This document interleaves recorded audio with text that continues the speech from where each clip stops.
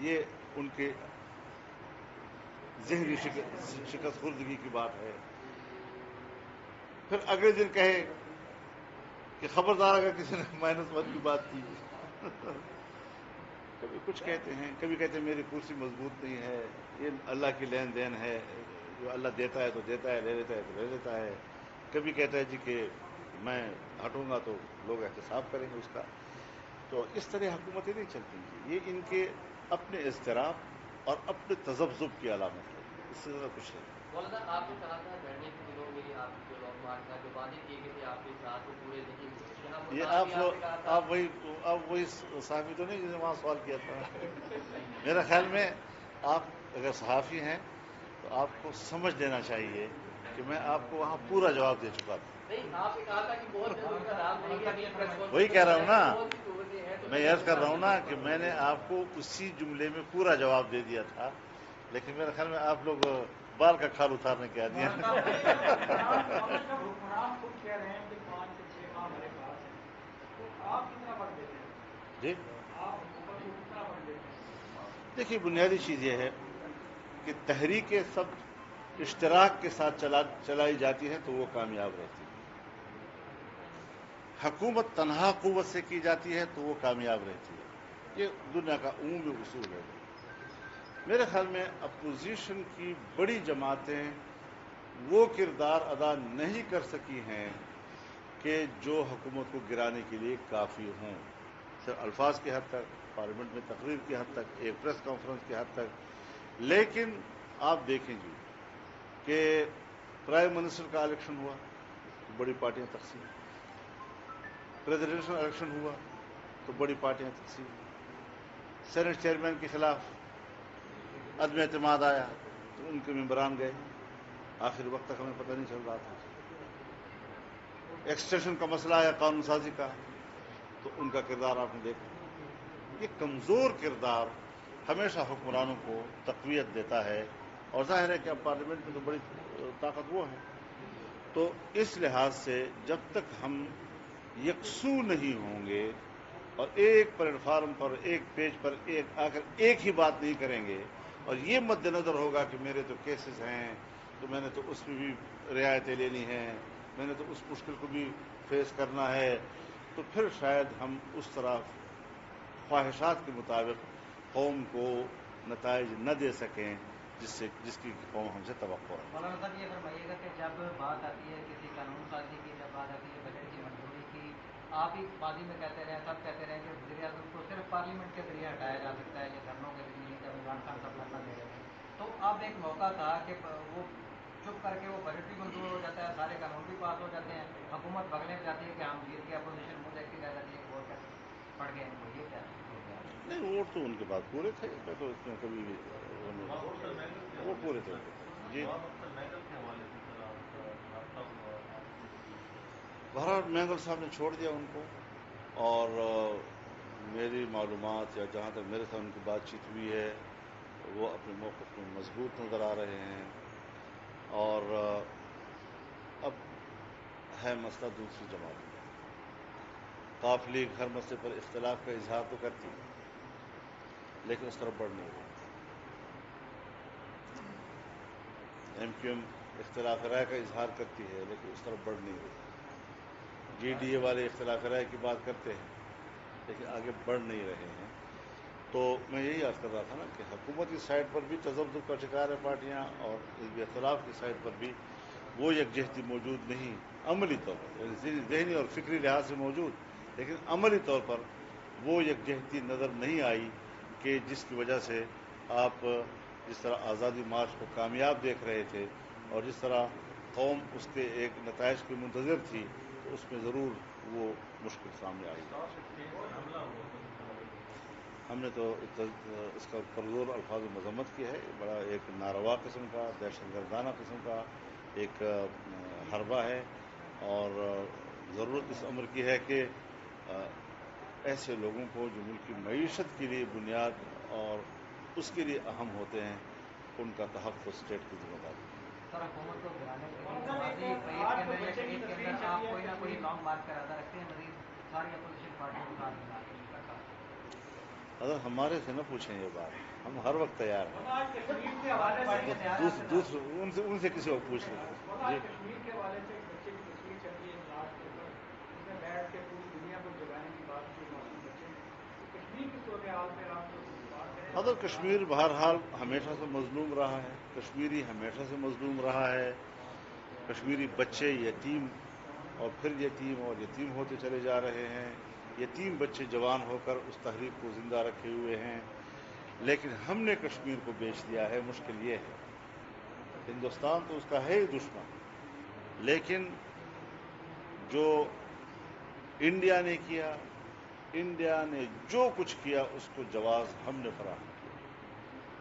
और कश्मीर की खुसूसी जो हैसियत थी उसको आर्टिकल 370 के जरिए से खत्म किया गया।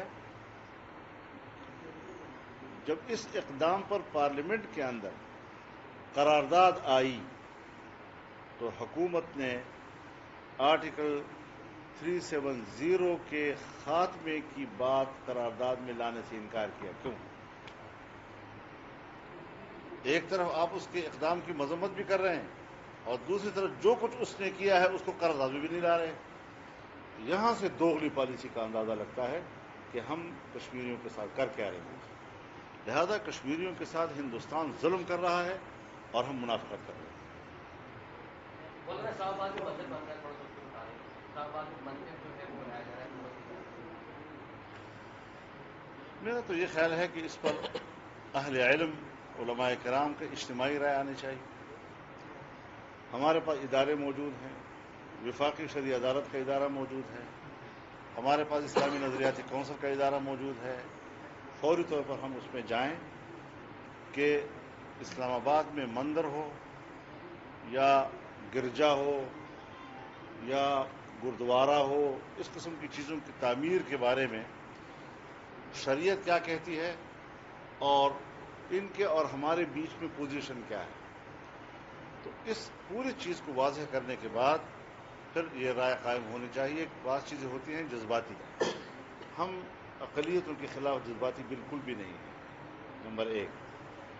नंबर दो ये कि अगर कोई ऐसी चीज़ होती है तो एक इस्लामी मुमलकत में जहाँ कहा गया है कि कोई फैसले कानून जो है वो कुरान सुन्नत के खिलाफ नहीं होंगे, उसका तकाजा है कि हम उन इदारों की तरफ रुजू कर लें कि जो इस हवाले से पूरी कौम की रहनुमाई कर सकते हैं।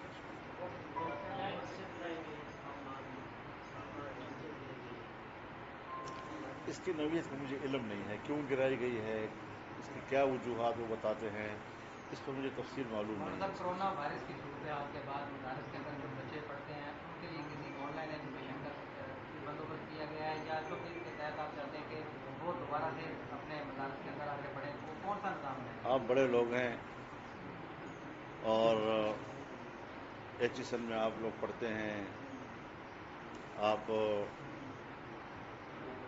क्या इदारे हैं यार, बेकन वगैरह में पढ़ने वाले लोग हैं। आप हर जगह बैठकर एयर कंडीशन कमरों में बड़े अच्छे तरीके से आप ऑनलाइन भी पढ़ सकते हैं।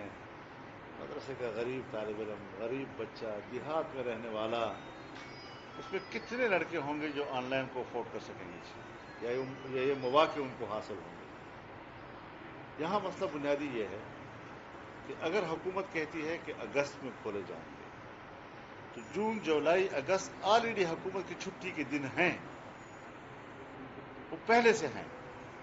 हमारे जो छुट्टी के अयाम हैं वो शौबान, रमज़ान और शवाल का महीना है, तो हमारे छुट्टी के दिन गुजर चुके हैं। हम मजीद इजाफी किस्म की कुर्बानी दे रहे हैं। मदरसे बंद हैं, दरसगाहें बंद हैं, इम्तिहानात अभी रुके हुए हैं, अभी ऐलान हुआ है और वो भी जहाँ जहाँ जो मदरसा आपका ज़िले में तहसील में करीबी है उसी में जाकर आप इम्तिहान दे दें। ये कुछ सहूलतें उनको मुहैया की गई हैं।